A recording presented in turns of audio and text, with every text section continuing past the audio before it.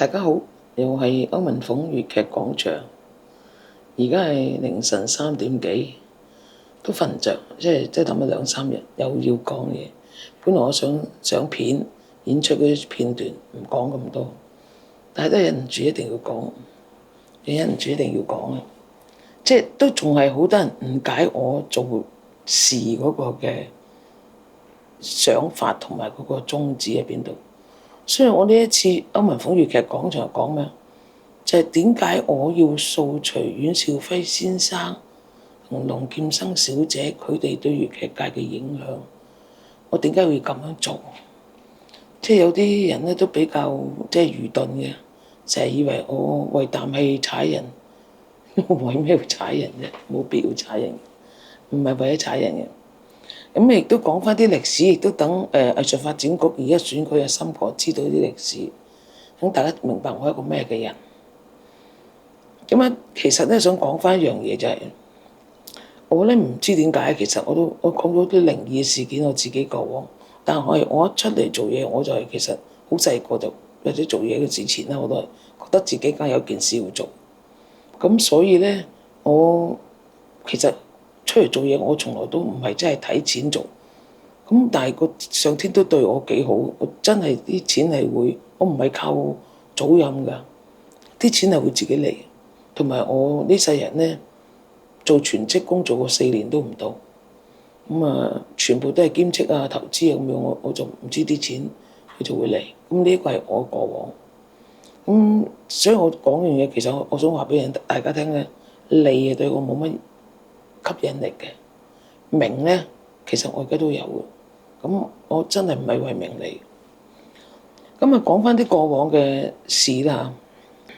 你話我有恩怨，有咩恩怨啫？如果有恩怨，我可以攻擊好多人，陳守仁啦、汪明荃啦，咁好多嘢可以做，我冇做。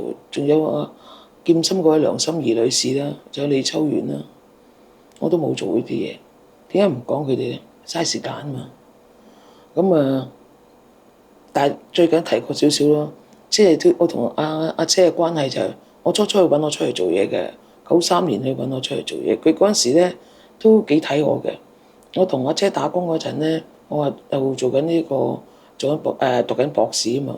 咁佢俾一個月我嘅人工咧，1至5返5日，每日返3個鐘，2點到5點，佢俾1萬蚊我嘅，另外包埋俾3000蚊我。我中大咧就揾嗰個助理即係導師咧，咁啊，即係呢個大學導師咧就係一個12,000蚊。嗰陣時我就係呢幾份嘢有25,000蚊。嗰陣時我中學教師1萬蚊一個月到啦，咁上緊。都揾幾多錢啊？另外仲有其他兼職，又寫小説。嗰陣時我幾瘋狂，揾好多錢啊，又亂嚟使啊。但係阿姐同我關係急轉直下，其實最主要就係佢96年嗰時落選嘅時候咧，其實我已經幫佢建立咗八和粵劇學院嘅。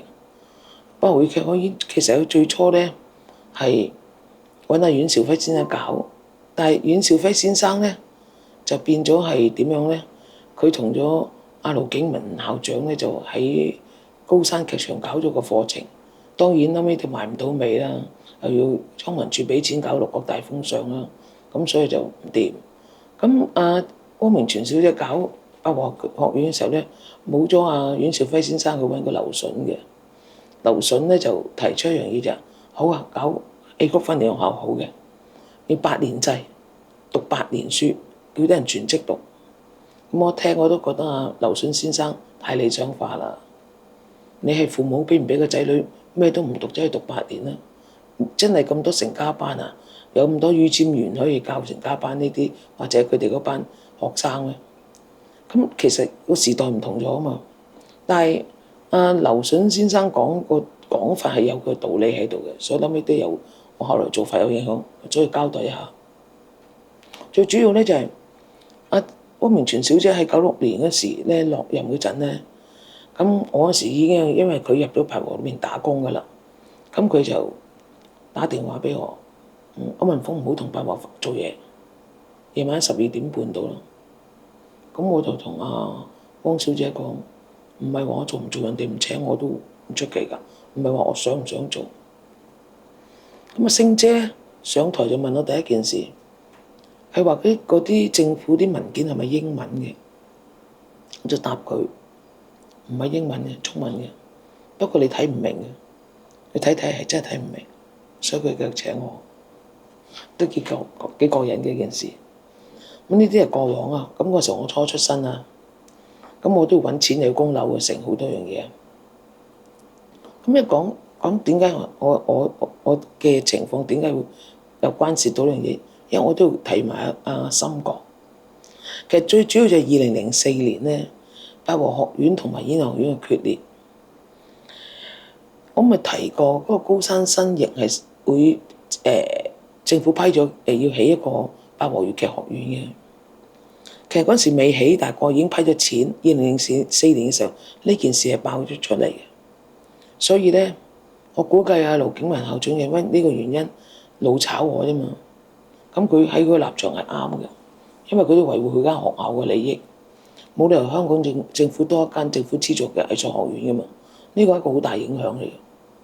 咁當然啦，我同星姐嗰陣時商量搞，亦都我有我哋嘅原因啦。我哋都為粵劇發展。講真句，唔係話自己有幾多可以賺幾多錢。發生呢個危機嘅時候咧，我就同阿星姐講，我話嚟緊呢件事咧會成事，我唔做唔緊要嘅，你繼續同演藝學院合辦啦，我咪走咯，我同佢走咯。但係結果咧，喺演藝學院嘅立場就係唔好同八和合辦啊。點解啊？你有機會攞到個政府資助學院，佢點會再同你合辦啊？佢唔會俾你苟延殘喘噶嘛。所以咁就係八和同埋演藝學院正式決裂咗。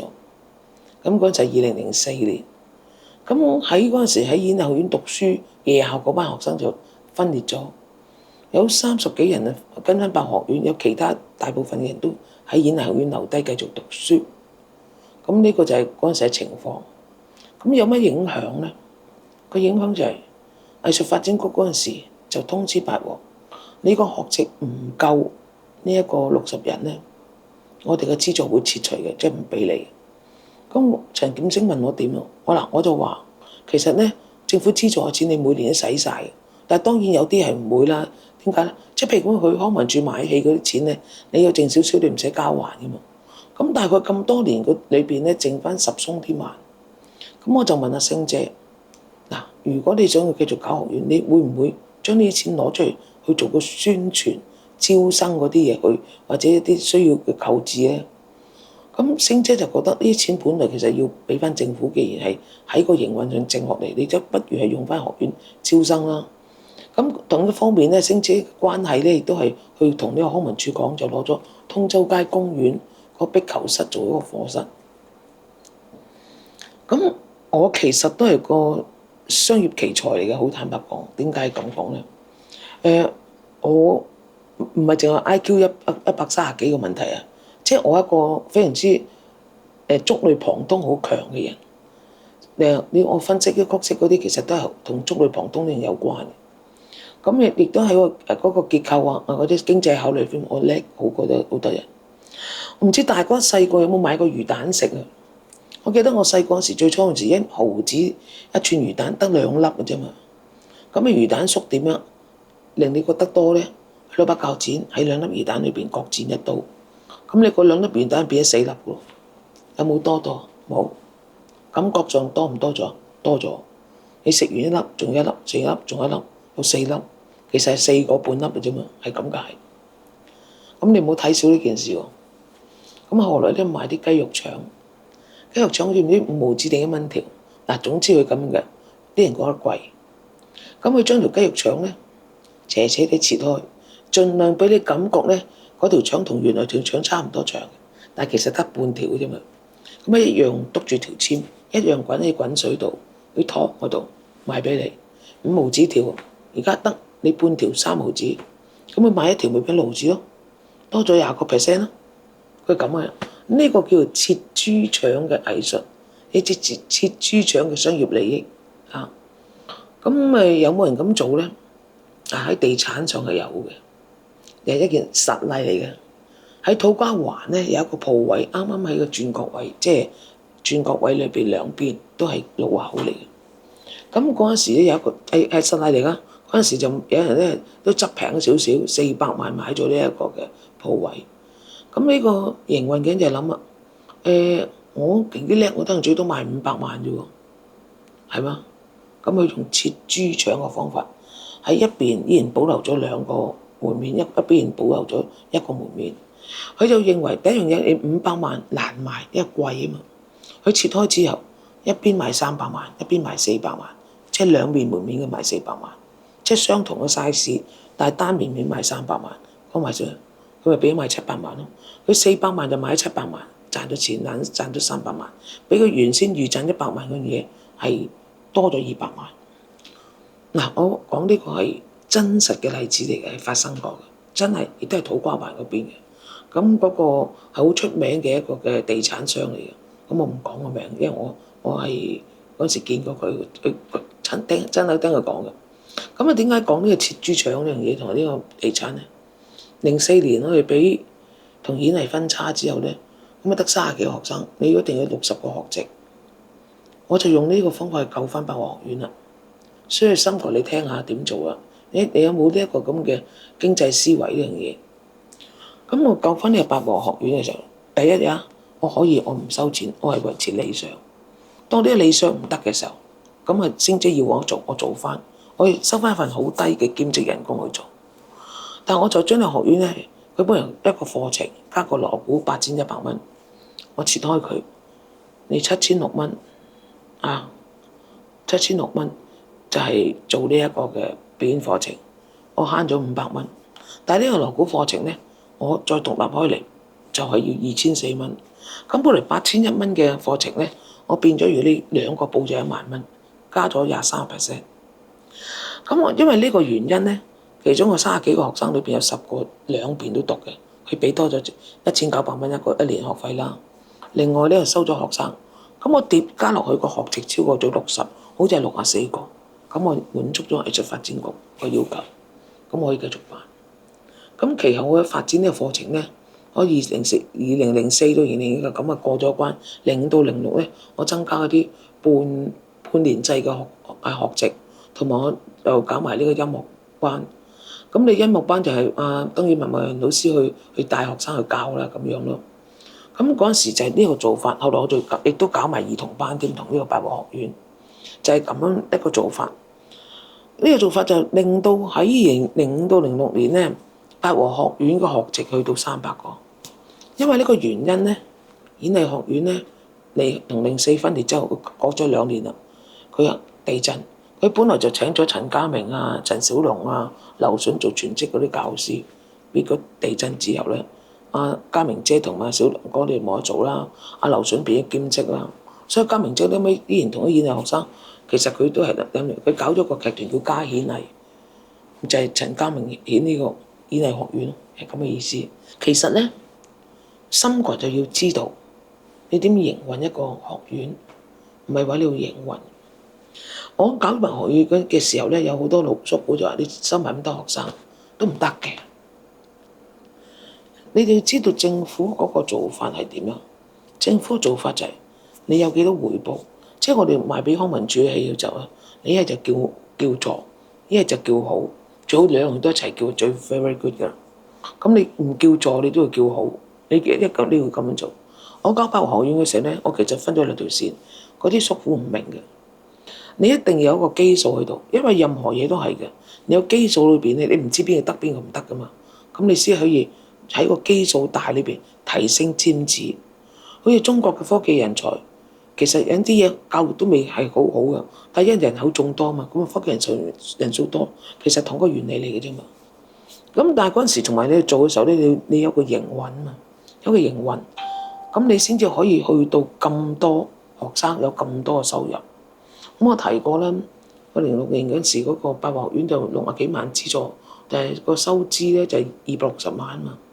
其實喺藝術發展局裏邊咧，冇一個團體好似我咁犀利嘅，因為咧我而家差唔多政府俾1蚊，我係揾到3蚊以上，3個幾翻嚟。佢大概係佔咗成個嗰個收支係22-23%，4分一都冇嘅。係大家去計數啦。佢知道64萬，我揾196萬出嚟，係咁解咯。我揾咗3倍幾咁樣咯。咁你睇到嗰個比例咁高，所以佢咪繼續支持咯。但係你要有兩堆學生嘛，一堆學生係差啲嘅，一堆學生係好啲。我其實做法就嗰堆差啲學生係一個培養一個高水平嘅觀眾，好啲學生就培尖子學生，因為你唔知。同埋我個做法就係咧，劉筍提出係8年制，你做唔到噶嘛。但係我可以俾啲學生係留級，就係變相走咗8年制嗰個方法。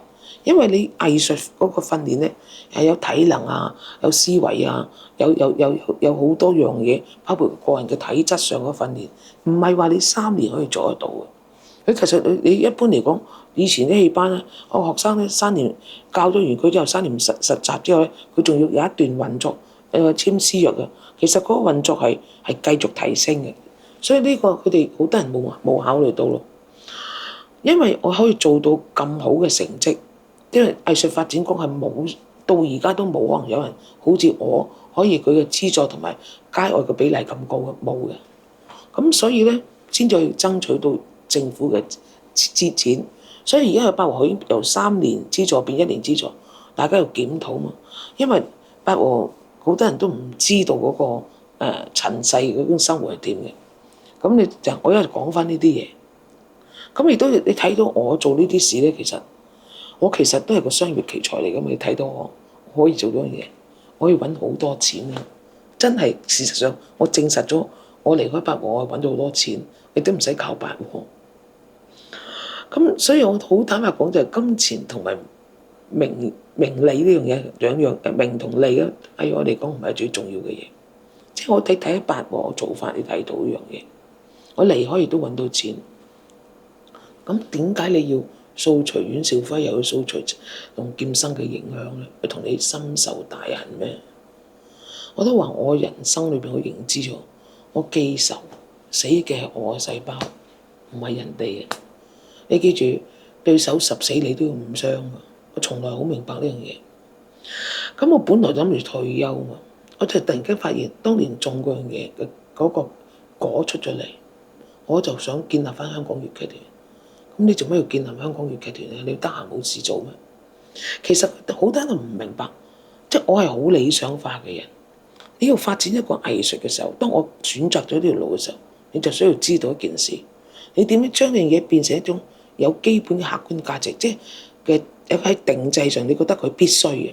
其實你要入去建制嘅，你要將佢變成建制上嘅一樣嘢。所以我當其時初出嚟。陶建文校長叫我幫同演藝合辦時候，我好樂意，因為可以成一個正式嘅課程。我記得想話搞一間政府嘅學院，或者成一間可以有政府背景學院嘅時候咧，我同威哥商量嗰陣時，仲喺旺角火車站對落去下邊嗰個停車場嗰個露天嗰度傾偈，有一停咗車就企喺度傾偈。佢覺得冇可能，我話唔係，即係人要有個想法先可以做得到。咁我做得到。你做呢樣嘢嘅時候咧，你入咗個建制，即係個社會上個體制裏邊咧，佢就會發展，佢就會唔可以甩咗你。你係一個固定嘅人員，即係你喺呢個屋企係大婆生出嚟嘅仔，佢就唔可以趕你出族啫嘛，咁解。所以你見到個劇團其實都係一樣噶。咁而家高山新翼佢會唔會再變成學院？我唔理咁多。我想做翻就係點解要建立一個劇團咧？就係要呢樣嘢繼續可以喺一個體制裏邊係一份子，咁你先係可以保證咗呢個藝術嘅生存。嗱，而家我做嘅嘢就係呢樣嘢，呢個反而就係我真正嘅目的。咁你真正目的咁做，點解你係要去掃阮兆輝啊？又話要講龍劍生小姐？我都提過，我嗰個瘋狂偶像，我係其實救阿梁偉康嘅啫，即係講出事實。咁我即係 Facebook 都出咗文，佢都好被動。咁其實我好坦白講啦。你第一屆你同佢講清楚，第二屆標示就唔好做，上身太多錢，你孭唔起，我亦都唔會攞錢出嚟幫你，即係我唔係你老豆，係咁解啫。咁你要知道呢件事，即係我都係算報答翻阿威哥萬一嘅啫，係咁解。呢個第一個問題。第二個問題，我預備要講龍劍生小姐，但係唔係因為瘋狂偶像呢件事，所以我當其時諗等做完先講啦，我都唔想影響佢。咁啊，其實我要講龍劍生小姐嘅藝術水平，同講阿阮兆輝先生嗰個藝術水平係同個原因嚟。大家可能唔明白一樣嘢，我做緊嘅嗰種叫移風易俗嘅做法。咩移風易俗？即係你唔啱嘅嘢，你要改咗佢，建立一個新嘅準則、新嘅方向，即係新嘅風俗。咁我早講啊，阿輝哥走嘅路線係將京劇化嘢當係粵劇嘅傳統嘛。本來都唔緊要，如果你係有作用嘅話，但係其實佢冇作用，因為佢固步自封嘛。所以點解我要揭呢樣嘢咧？嗱，輝哥咧，個人嗰個道德就好麻麻嘅，即係要講佢衰嘢多到不得了。嗰陣時有一個咧，俾人氹咗嘅二嫂啊，即係俾人勾二嫂氹咗二嫂，俾人講到絕晒，佢都走嚟揾我幫手啫嘛，我幫過佢嘅。呢啲夠好講啦，點唔講啊？如果我要攻擊佢啊，唔關我事噶嘛，咁我唔講，我同佢講係藝術嘅嘢，因為我要證明佢藝術嘅路線係錯誤，所以我又講呢樣嘢，不斷去講即係話佢藝術路線點錯，亦都要點解我講話有人將京劇劇本出嚟當自己編啊？其實唔止㗎，有啲劇本有啲所謂編劇嘅劇本唔係佢寫嘅，因為嗰個俾嘅劇本嗰個人仲走嚟揾過我，問我要唔要，我梗係唔要啦，啱唔啱啊？因為佢老豆編劇，佢又係編劇，佢後尾仲拜咗葉紹德做師傅添，啊係咁解咯。咁我唔會咁做啊。咁啊，佢嚟揾我嘅時候同我傾過，我梗係咁啊，先知內情啊，係咁解啊。不過好似最近好似都上咗去上邊啊，即係揾佢老爸爸啦咁樣咯。咁所以我一直講我同阿輝哥講嘅係藝術路線嘅問題。咁點解同跑姐有關係啊？嗱，我搞呢個新秀演出嘅時候咧，好多初訪咪同我講啊，學阿跑姐啊，學阿嗲姐啊、嗲姑啊咁樣啊，我咪話唔得。我諗咪舉個例，點解唔得咯？即係你佢要嗰啲人咧，套咗件衫再投咗角色，其實係困難嘅。同埋佢哋值唔值得學咧？其實我覺得佢唔值得學啊嘛，都係乏善可陳啊。但係咧，你記住一樣嘢，嗰個社會係有一個群體係認同呢樣嘢嘅，呢個係一門阻礙嘅。正如我講阿輝哥嘅問題，我唔係要揼死阿阮兆輝，佢都冇咁嘅可能去揼死佢，因為佢個人，我唔係買去打佢一餐，冇呢件事。但係佢代表咗一個意識形態嘛，同樣咁龍劍生代表一個意識形態。我要掃除呢啲意識形態，尤其是嗰班跑迷，佢嘅觀念係錯嘅。我點解要講啊？我就話俾你哋認同啱嘅嘢係錯嘅，咁我先可以做移風易俗嘅原因嘛。我唔係一個為錢為名嘅人，我本來可以退休，但係當我默然喺我身邊有一班新秀出嚟，我發覺可以重拾翻我嗰個即係已經預備丟棄嘅理想。我先嘗試留低做呢件事，即係個過程大家睇到。咁但係我要做呢件事，咁我就需要同呢個樣嘢去清除障礙。你要建立一個香港粵劇團，將呢個藝術擺咗個體制裏邊，有一個更穩定嘅地位。嗱，而家我係做緊呢件事，但係呢件事其實咧，點解以前啲人做唔到啊？我同阿高寶儀同阿高寶玲傾嘅時候，佢哋話佢哋係嘅粵劇界啲人反對嘛。一個利益嚟噶嘛，你係揾唔到一個可以唔顧利益嘅人去做嘛？但係其實有啲人，呢個人就係我當初我同星姐講嘅時候，我都話我可以完全唔介入，我後邊幫手，一毫子都唔攞，就係咁樣。但係當然已經係同八無決裂嘅時候，我亦都繼續執起個課程。咁其實我有能力嘅，你睇到我04年俾佢趕走，我06年可以令到演藝學院地震嘅。嗱，我有咁嘅能力做到呢件事。咁啊，佢亦重新改組，佢改組都有課程嘅設計，咪跟我咯。我點做佢點抄咯。咁呢個係事實嚟噶嘛。咁你睇下，咁我亦都唔驚人哋話我誹謗，因為點解啊？抄唔係對100% 嘛。總之我有呢個課程，你有呢個課程係咁解啫嘛，啱唔啱啊？咁但係嗰個課程係我先有啊嘛，只不過我先有啊。你見到我買件貨，你買呢種毛巾，跟住我見到你有，我又買另一個牌子嘅毛巾攞出嚟賣，係咁解。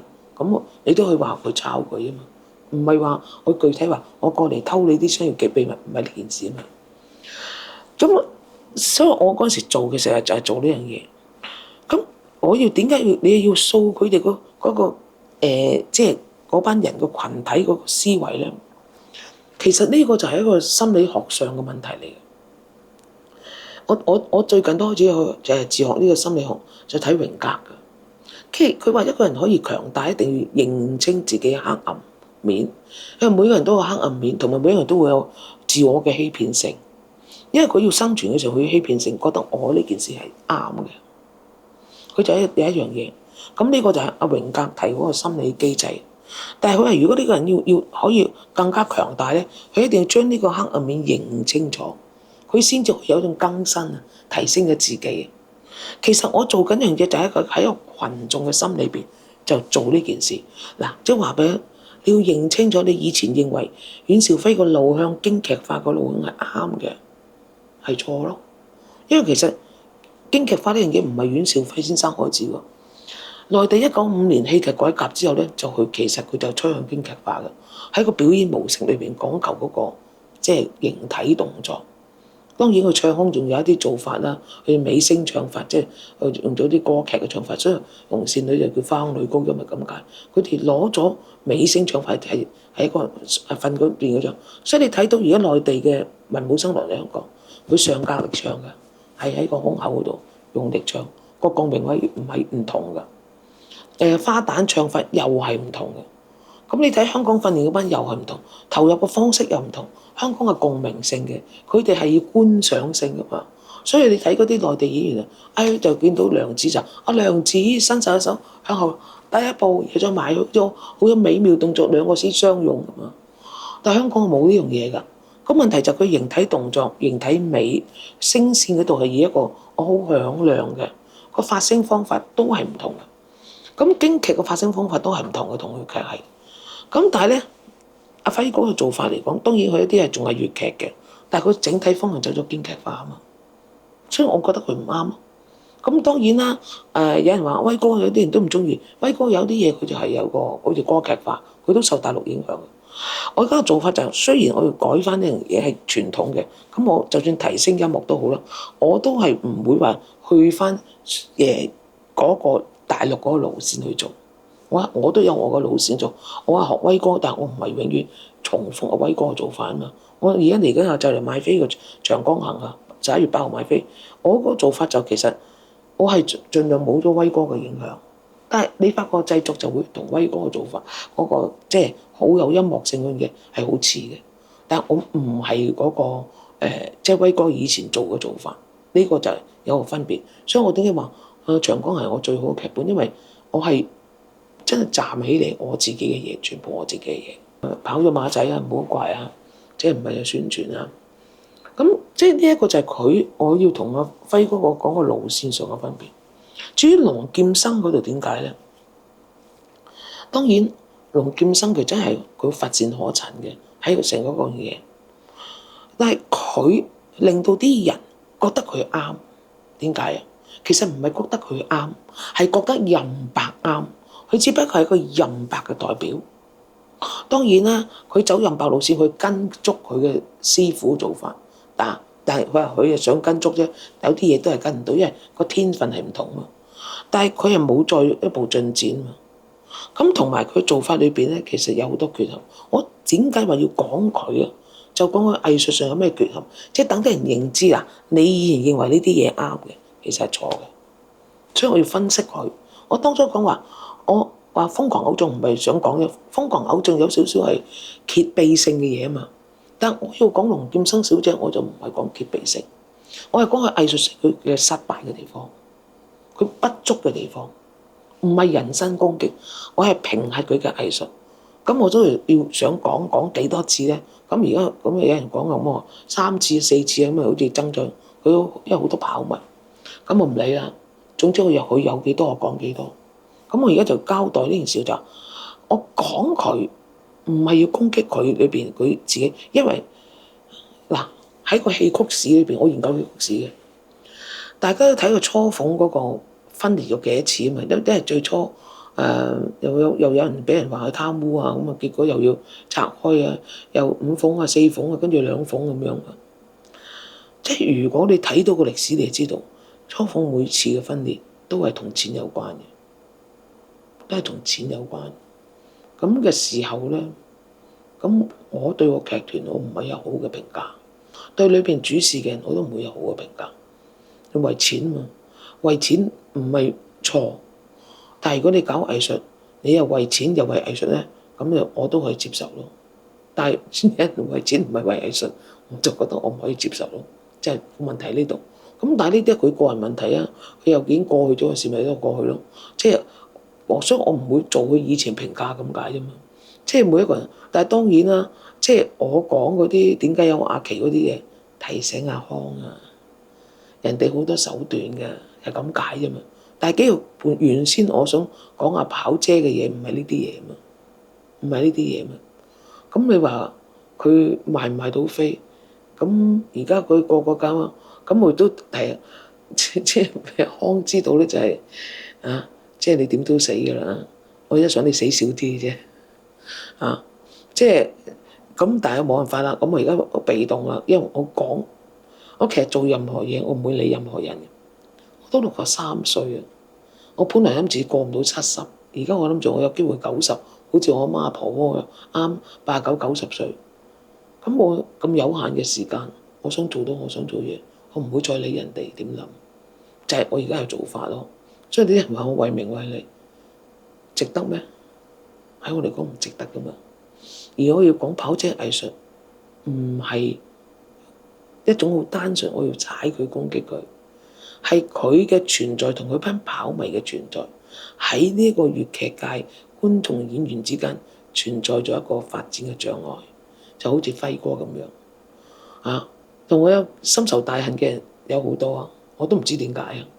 但係你問我有冇去報仇，唔使我報噶嘛，個天會做噶嘛，啱唔啱啊？人在做天在看，你至少你睇到我啊嘛。